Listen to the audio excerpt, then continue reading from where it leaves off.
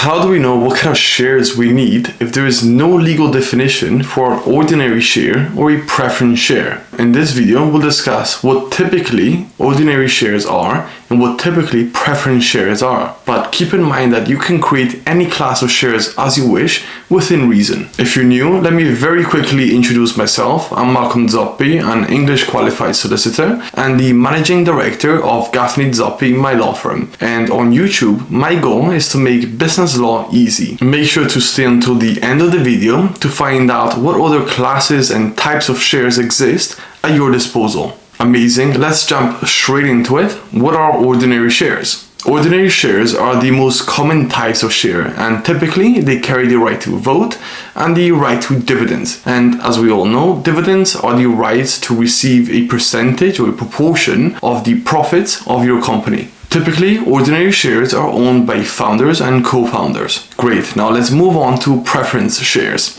Preference shares typically are hands-off but have the greatest chance of receiving dividends. They are hands-off because typically they don't carry the right to vote, but they have the greatest chance to receive dividends for two main reasons. Number one, they are the first in line to receive dividends if there are any. And second, they are in a way guaranteed a fixed amount of dividends every quarter or year. So preference shares can be great, for example, for angel investors who want to be hands-off, so they don't want to be involved in the day-to-day decision making of the company, but want to have the greatest chance of receiving returns. As a side note, make sure to subscribe to the channel to continue to receive to-the-point, pragmatic and practical legal information. Also, if you want professional legal advice from a qualified solicitor, make sure to reach out. My contact details are below. Amazing, but what other types of shares are available at your disposal, and what other interesting and creative